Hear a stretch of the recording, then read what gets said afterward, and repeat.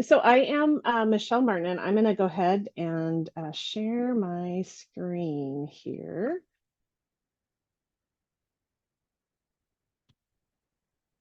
And there we go. So hopefully everybody can see that. So we are a foundation that was started back in the early 1900s by a family that was very connected with the timber industry.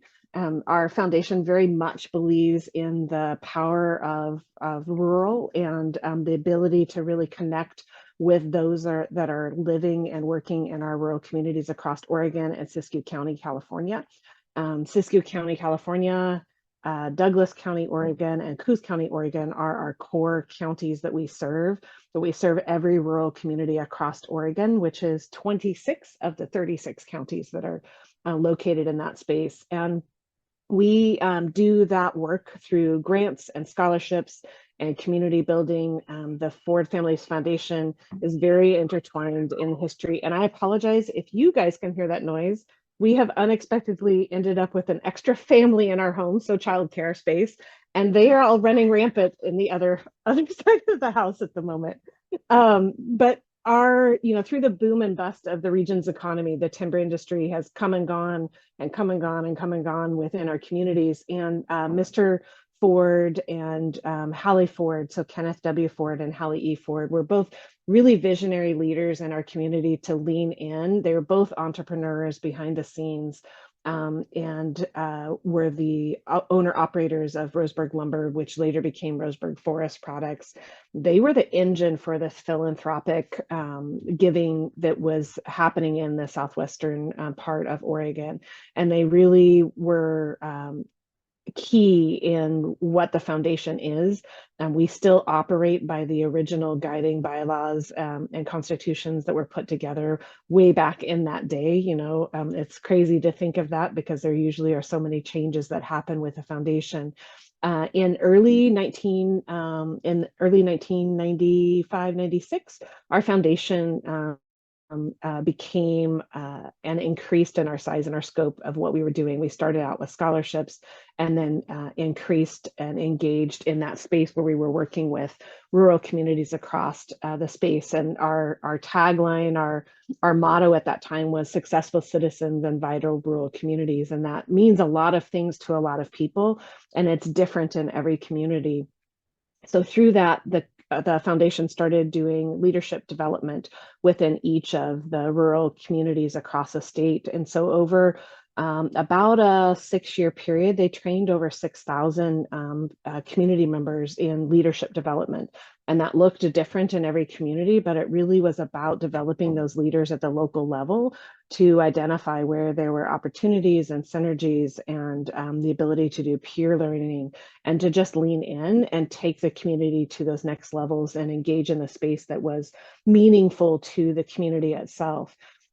From there, about 2010, the board and the staff started thinking about what might be different with that leadership program and where they could go next. And out of that was born the field coordinators, which is what I am. In 2015, they hired the first field coordinators, and our field coordinators were really designed to be boots on the ground, engage in the community. We're not program officers or program associates, so we don't have the authority to actually award grant funding. But what our job is really to lean in with the community, hear what's happening, be that interpreter, be able to bring that information back to the foundation and the board and say, we're really continuing to hear this across all of our communities or in this pocket. And how can we lean in and what does that look like? And so, we've been able to start those conversations back and forth with the rest of the staff and with the board to be able to lean into the efforts. From that, we've expanded into a lot of work with our emergency responses and the fires that happened here in Oregon in 2020, the pandemic. And so it really allowed us, because of that boots on the ground experience and all of those partner connections, to lean in and make things happen in a really quick way.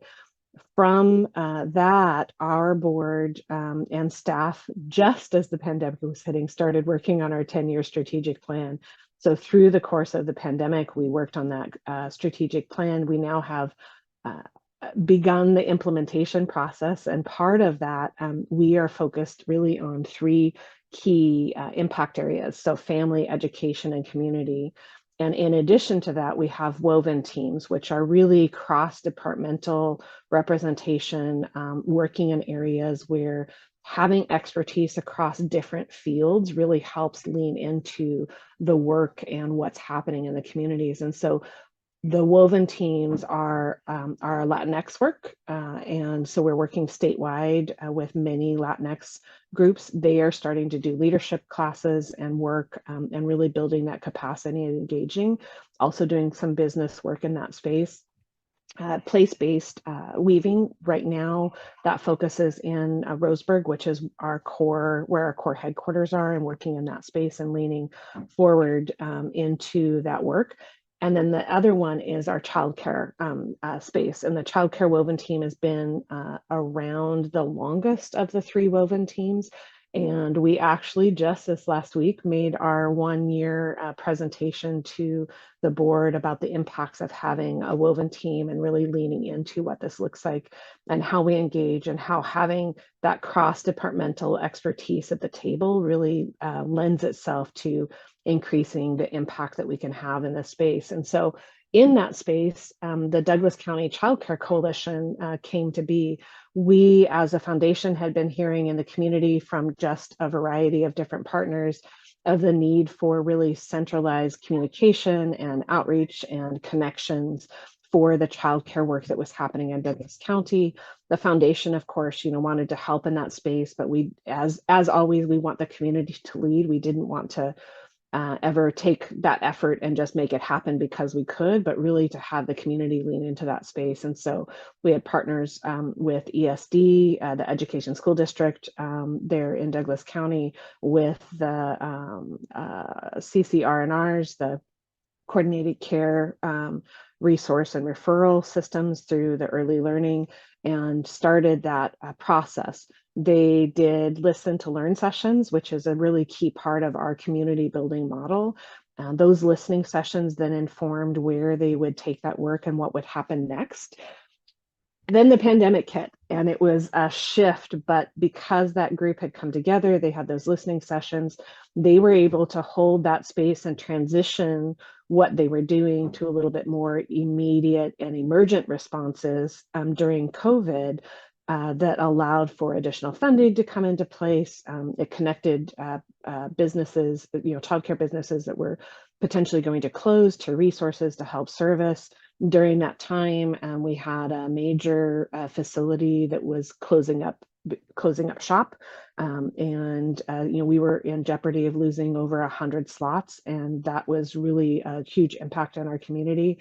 And so because of that and some partnerships and some conversations, we were able to transition, because it actually ended up that many of our staff, in addition to community, had used that particular childcare center.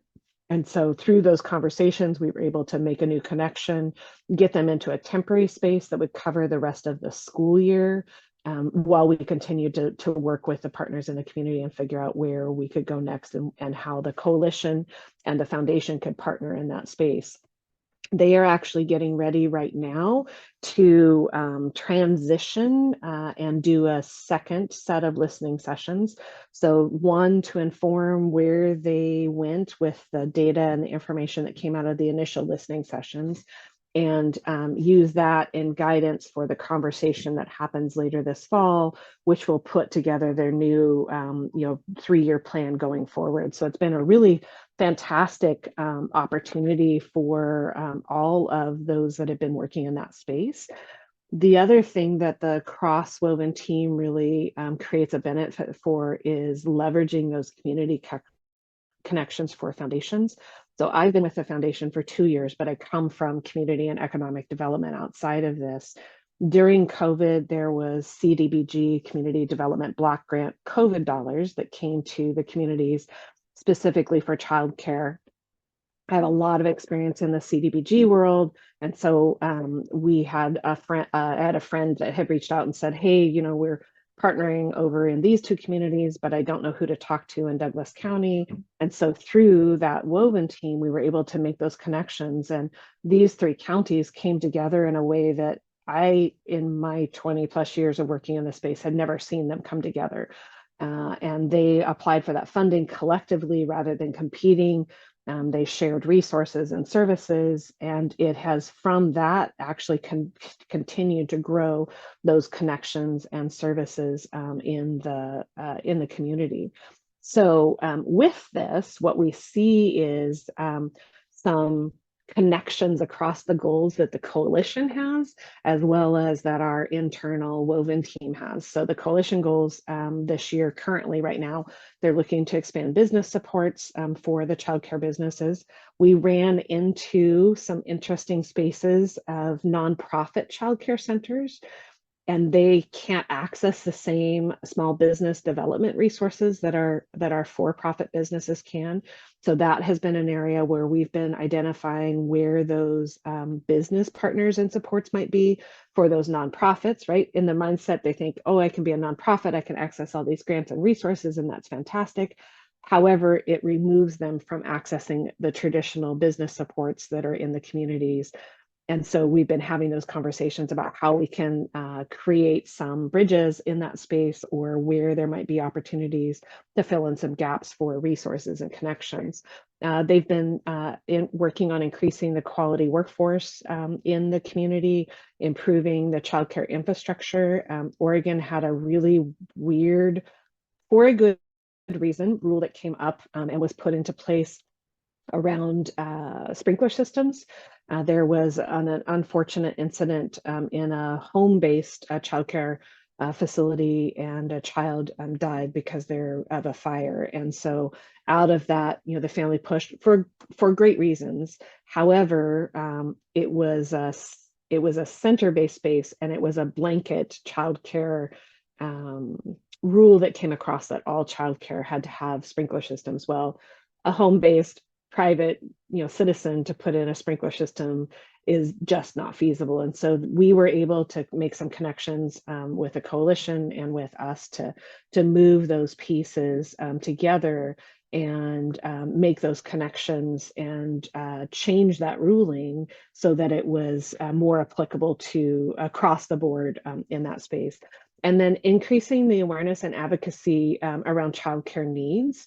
This is something that has been really important. So the childcare internal, our foundation team goals were to add a net of 200 childcare slots in Douglas County over a 3-year period. That lays the foundation for hopefully increasing and adding 1,000 preschool and baby promise eligible slots over the next 10 years. Again, you'll see expanding facilities and business supports, supporting that coalition who is the boots on the ground to gain that information and bring it back so that we can help make decisions. We can think about the ways that we can expand our money and our engagement or our advocacy or our connections to be. This leads into the next, make more opportunistic grants and expand it and stabilize our childcare operations. And that has been a really interesting space where we've leaned in multiple times because we were connected. We had some of the background information. We heard rumblings. We were able to ask questions that led to making some decisions and impacts that benefited the childcare community as a whole. Communicate and advocate for state and local policy change. That comes back to that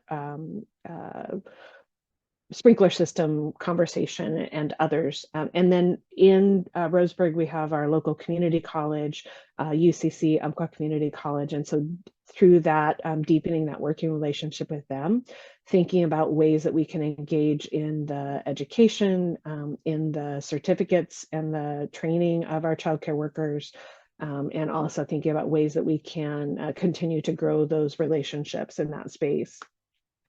So the coalition results over this last year, they expanded their business supports. They had 9 license plus trainings in the Wonder School software. So that gives a more consistent background for those childcare folks.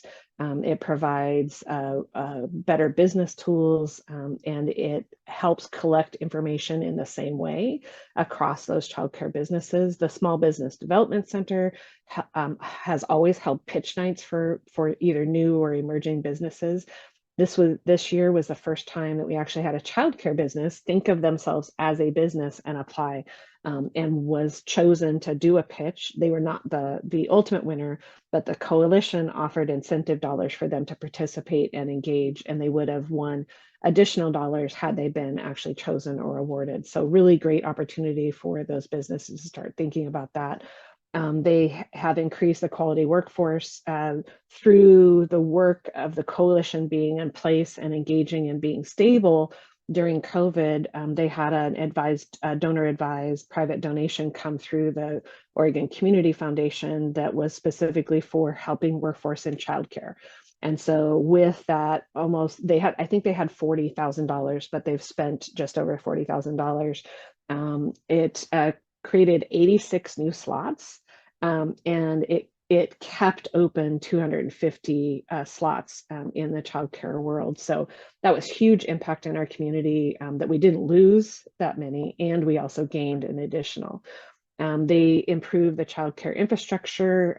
They have facilitated conversations in the early childhood education with the local high school. So there's now a great connection between the high school and the college doing online education for certification. There's a site on the high school for childcare where they can actually do their practicums and training. And they are looking and identifying those new childcare challenges and being able to just pivot and take care of those spaces. In addition to that, increasing child advocacy and awareness around the childcare need. So they have engaged with all of the business community to really think about childcare is important to all of us for different reasons, and it's not simply babysitting, but it really is very important, that early education components of it and bringing those pieces together. And so they started a campaign, Childcare Is. The website is there. It's a fantastic tool and resource, and there are folks from all over the place. There's some videos there that you can click on and watch that will get your box of Kleenex out when those grandparents are telling how important this childcare space is and why they support those efforts. And then education and advocacy for support in the local and state decisions. So this year they will be working on what things they should be thinking about in advocacy at the legislation, coming up, and really leaning into that space.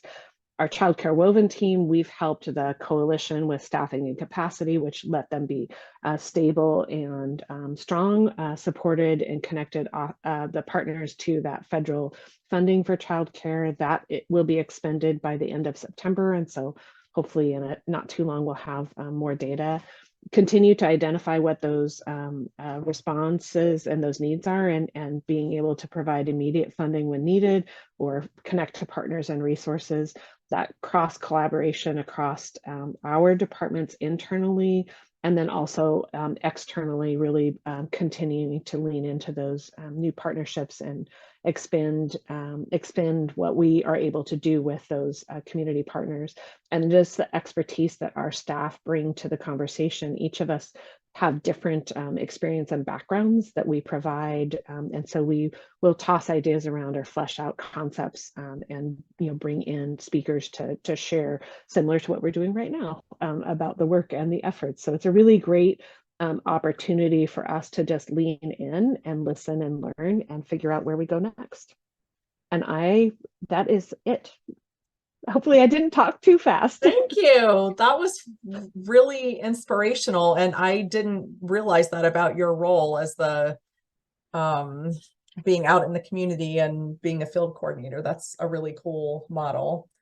There's one question in the chat, and then we'll move on to Nicole. And that question is, what is the cross-sector expertise that you have on the childcare woven team? Yeah, so our childcare woven team, so we have a community economic development department. So we have economic development staff.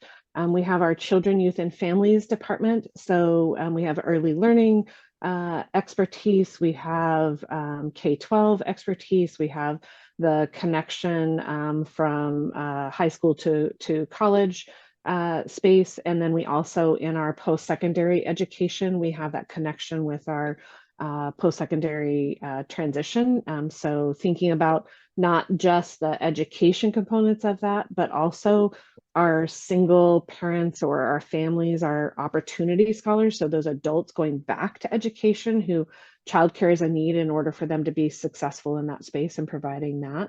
And then we do have a facilitator who really, she is amazing at hearing all of us have these conversations and then digesting it and giving us, some feedback and some framework of where we go next or where she's seeing cross connections. She happens to facilitate for all three of the woven teams, which is really helpful in thinking about the different ways that those teams are also connected.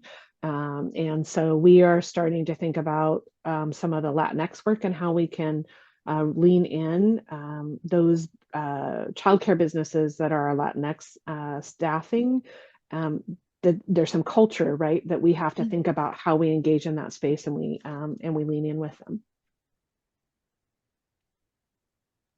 Great. So Michelle, when you listed out who was on the so these are a lot of city folks and community folks, but does the foundation serve as the convener? Like you pay the facilitator and like you're sort of the catalyst for it? Yeah, so we have an internal team. That was the team that I mentioned, those are all our internal staff. The coalition itself is very cross-sector. There are private businesses, there are for-profit businesses, there are corporations, there are community members, there are workforce development, the college, the city, I think that list is about 50 folks. And we regularly have about 25 to 30 that show up. They meet once a month. And there is we have a set, here's why we're here. Here's the goals that we have. Here's where we're at with the goals. We generally have a guest speaker that is a topic specific that's been of interest or of request. And then we have a little bit of working time that we do, whether it's getting ready for legislative sessions and, there's some efforts going on there, or it's leaning into, they're doing Biz for Kids. And so helping businesses be ready and be certified to be a business that provides or assists within childcare, whether it's the flexibility of hours, connecting to other resources in the community, all of those spaces. Great, thank you. Yeah. Well, I'm very happy to also have with us Nicole from the CENS Foundation, and we would love to hear about the work that you're doing in Kentucky. Yes, thank you so much. I am going to share, if you can see that. So hello again, I'm Nicole. I'm with the CENS Foundation. We are a private family foundation based in Louisville, Kentucky. We are working towards the goal that individuals in our community grow to become adults who are resilient and prepared for opportunities to engage and thrive. And we have 5 strategic focus areas within our education grant-making strategy. And those include, as you see here, academic support, social emotional support, caregiver engagement, post-secondary success, and family and household stability. So the majority of our early childhood investments typically fall within our caregiver engagement strategy. And so one grant that I would like to discuss in particular today involves expanding work that we have supported in the past to build capacity of our local developmental screening hub using the Ages and Stages questionnaire, which is housed at our local United Way. They also serve as the backbone for our Ready for Kindergarten Alliance, which sounds similar to the work that Michelle was describing. And it's a collaborative network of organizations working in the space of birth through 5 years old and their families, with a focus on improving outcomes and ending disparities for the most underserved children in our community. So for context, as of 2022, only 43% of children in Louisville entering kindergarten were deemed ready, and 68% of students were eligible for free and reduced lunch. So last year at one of the Ready for K Alliance's quarterly meetings, a few pediatricians shared results of a survey that they had recently conducted with other local pediatricians, mostly in high need areas, and Ready for K Alliance community organizations regarding pediatric provider and community partner perceptions of the role of the pediatrician in kindergarten preparedness. And the results were pretty interesting. So first, pediatric providers viewed kindergarten readiness as part of their role, yet felt they were not well connected to the proper resources and information to do so. Second, community partners had a generally favorable view of pediatric providers' involvement in this area. And third, similarities and differences of the barriers highlighted between the two groups offered opportunities for conversation, collaboration, and innovation. So based on that conversation, CE&S brought together a meeting with those providers and one other that we had been in discussion with previously to think about what type and how funding could help in moving this work along. So born from that was an effort now within the Developmental Screening Hub at Metro United Way to expand pediatricians' availability and use of the Ages and Stages questionnaire, as well as help connect their families to appropriate education resources and services. Knowing that 94% of children had visited their pediatrician or healthcare provider within the last year, and the trust and relationship that pediatricians have with their families make them a natural partner in increasing parents and caregivers' knowledge about childhood development and kindergarten readiness. And the goal they set is to serve 200 more children and their families per year. At CE&S, we typically look for leaders, organizations, and initiatives at the intersection of passion and competence. The beauty of this grant in particular was not only the passion of the pediatricians behind the effort, but the co-creation and co-development opportunity for the effort itself, as well as the necessary trainings, curriculum, tools, resources, and navigation opportunities for pediatricians and the Developmental Screening Hub to support families. So as we work to better understand the impact of our grant partners and the work across our portfolio, CE&S has begun a new learning and impact framework assessment called I2L2, which stands for Impact, Influence, Leverage, and Learning. And with that perspective, another thing that we found really interesting was with the proposed work was to explore possibilities for inclusion and developmental screening and connection to services and community healthcare workers, eligible and reimbursable activities to sustain this work over the long term, and also the ability to examine systems improvements to help guide this future work. Furthermore, what began as a 2-year grant proposal and approval was then able to be leveraged to receive ARPA dollars, $650,000 in overall support from our local government to expand the initiative from 2 years to a little more than 3 years. And to give you an idea of some of the work that's happened to date, it's still very new in concept, but a new staff person, the manager of developmental screening, was hired to lead the work, and she was hired in March of 2023. They've conducted listening sessions to learn from pediatric partners regarding their needs and to build relationships with participating pediatricians. They've developed materials and collateral to assist with those needs, in addition to developmental screening hub referrals. They're also working to provide case management services to connect families to and help them navigate special needs services and early care options and opportunities, which seem to be the areas most frequently requested at this point. And the age group that they've identified as the most urgent to work with is 3 to 4 year olds, particularly those that have not been in any type of childcare setting and need to be prepped for kindergarten. And again, while it is still early in this work, the demand is proving to be there. One site alone has been referring in more than 30 new kids and families a month. So we do anticipate the capacity will come into question sooner rather than later. And I'm happy to answer any questions.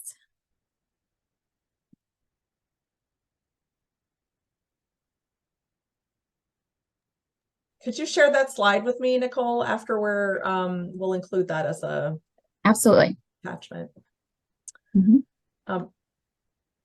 So we'll just open it up now for any questions for Nicole, or if there's kind of overarching questions about their place-based work for Michelle or Nicole, we can chat about them now.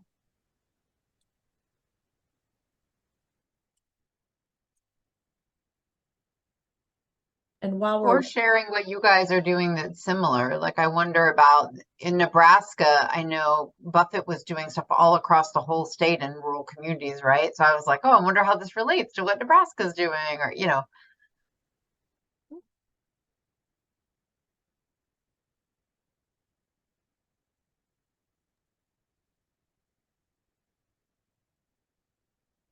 And while we're waiting, I'll mention to Nicole, are you connected to the Early Relational Health Funders group at all?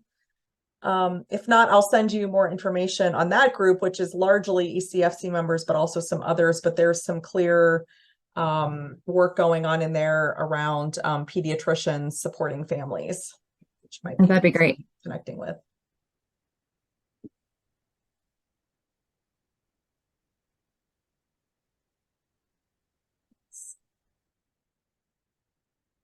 Oh, bye, Mary. Shannon, are you off mute? Were you going to say something, or was it just unmuted? No, I was off mute. I was just trying to think about which particular effort you might be referring to, Shannon, where there was a good possible connection. Well, my understanding was that across Nebraska, there had been a lot of communities that were like losing people because they didn't have childcare because like the community without any childcare, they couldn't have employers and people were moving away. Young people weren't returning after college. And that you guys were kind of doing like very bespoke, like what Michelle talked about, like community by community supply building, like Yeah. what can we do here? Does it look different than there? And that kind of thing. Yeah, in Nebraska, we have an initiative called Communities for Kids, and it is very much like Shannon suggested, a very community by community approach, where essentially there is a community team in every community, and they together explore what they think the response is to the early learning needs in that particular community, and the solutions have looked different in every community. So some communities have raised the funds to build a new center. We have communities right now that are converting space to be family childcare homes. In other cases, it's really about expanding existing providers.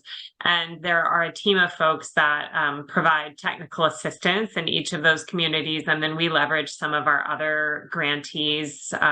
So for example, we have a grantee that provides licensing support to new providers.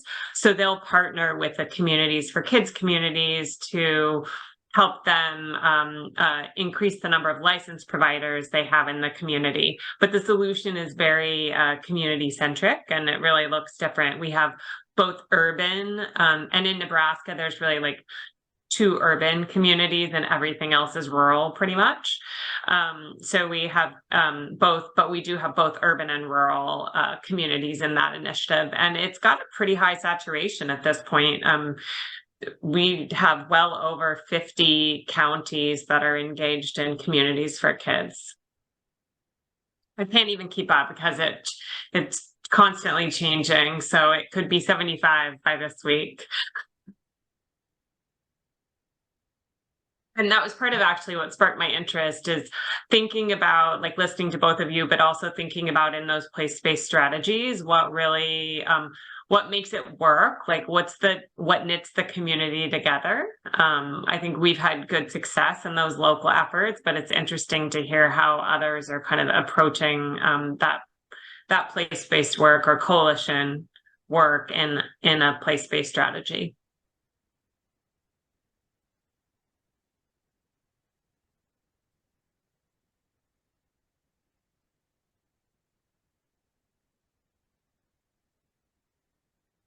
Excellent, thank you.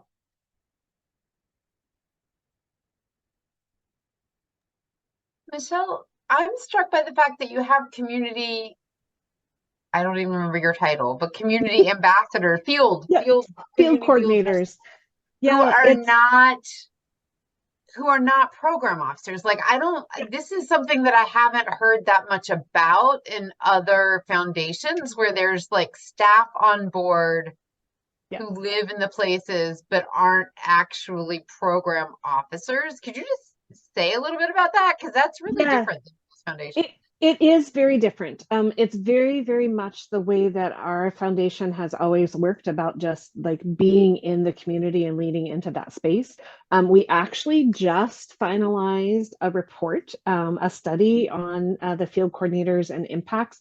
We had some internal documents, but we've had so many foundations reach out to us saying, hey, what is a field coordinator? How does that work? What do they do? What does it look like? How do we do that? How do we replicate that? So we're just in the process of finalizing that external report that will be shared. We are having some conversations with a few foundations, partner foundations in Oregon and New Hampshire, who are thinking about implementing field coordinators. And so we have been doing some listening and peer learning with them.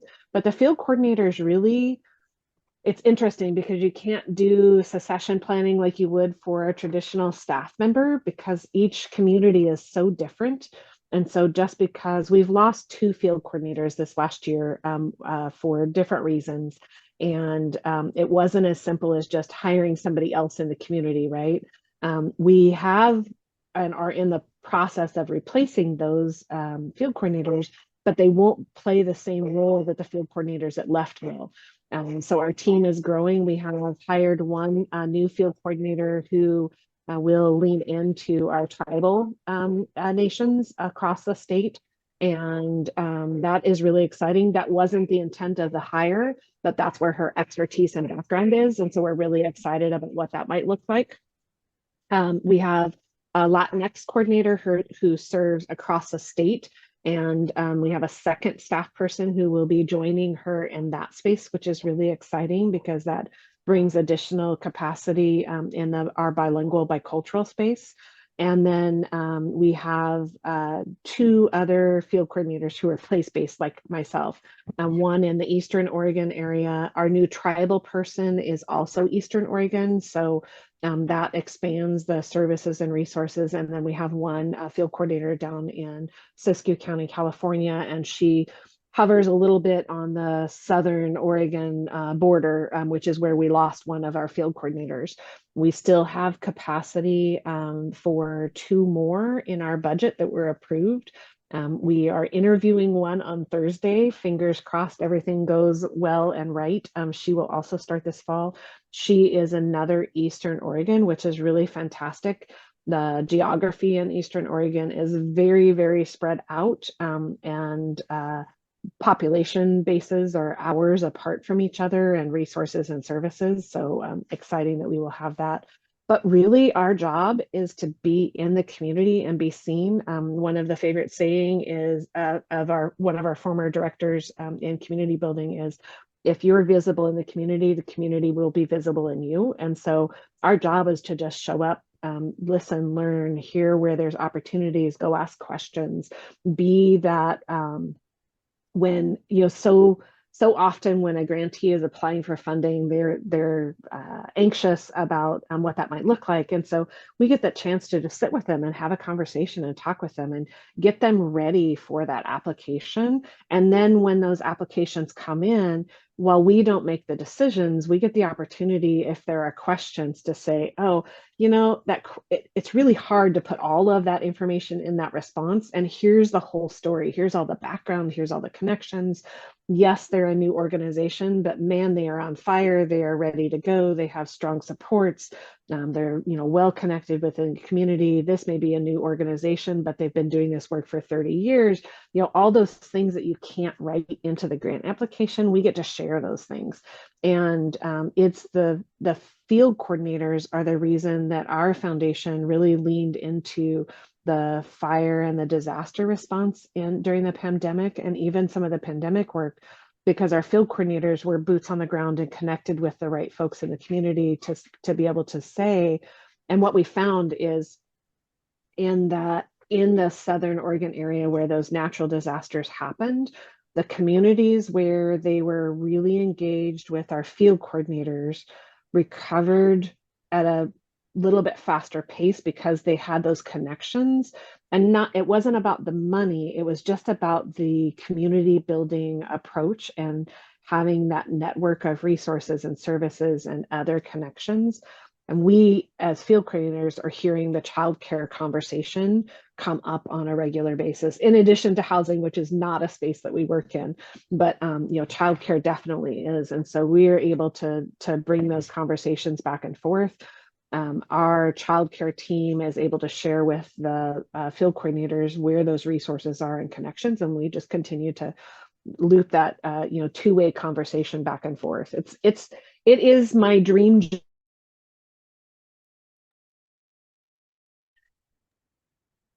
That sounds like a dream job. If you had asked me 15 years ago where I would be, this is not it. However, this is absolutely where all of the things I did led to this moment and where I am. And it will be my last job, and I will not leave until they kick me out. Excellent. And yes, Shannon, I am happy to share the field coordinator's report once it's made public. I'm happy to share that with you guys. Cool. Okay, well, we're a small group today, which is also one of the reasons why I wanted to record our conversation so that we could help share examples with other people. I know we're competing with a lot of other virtual programming and with regularly scheduled things. We weren't sure what our numbers would be today, but is there anything else, Nicole or Michelle, that you want to say as sort of a final lesson from place-based work that we can include in the highlights from our conversation?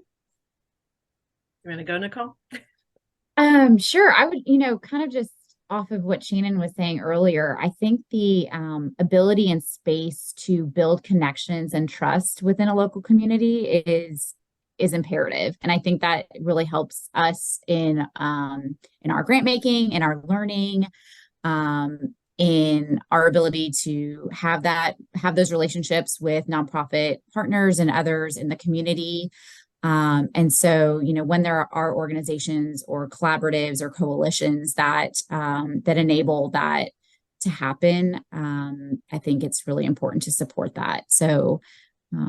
So yeah, I'm grateful that Louisville has that opportunity in those spaces to be able to do that, so that we can be successful in our grant making.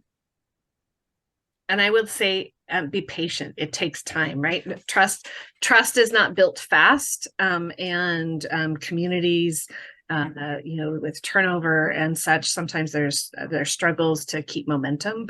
But just be patient and continue to step forward, and know that good work sometimes takes long times.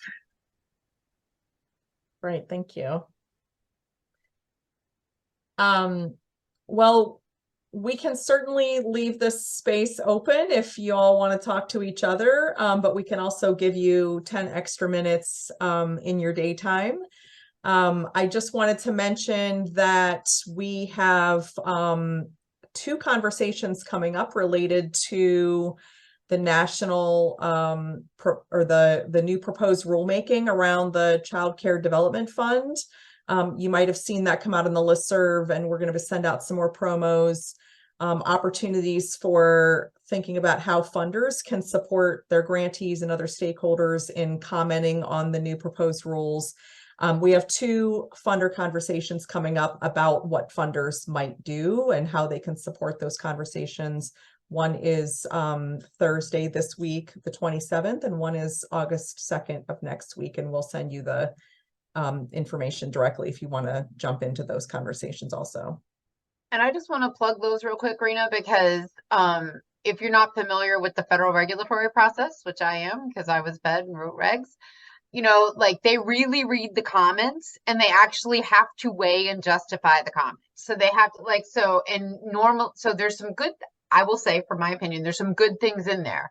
Lowering copays for family, waiving copays, stabilizing the pay for providers. So I'm thinking all these supply building efforts we heard about today, they're going to say that you should pay up front to the provider instead of 3 months after they already provided the care and put their money out, and that you should pay based on the number of kids are enrolled and not go tracking every hour of attendance and only paying for hours when the kids were there, so you could stabilize your workforce and pay your teachers. So there's some really good things in there. But even if we think it's all great, we still need people to comment, because the way this works is like the federal government puts a proposal out and then they see who writes them, and then they have to kind of justify what the final is based on the comments they got.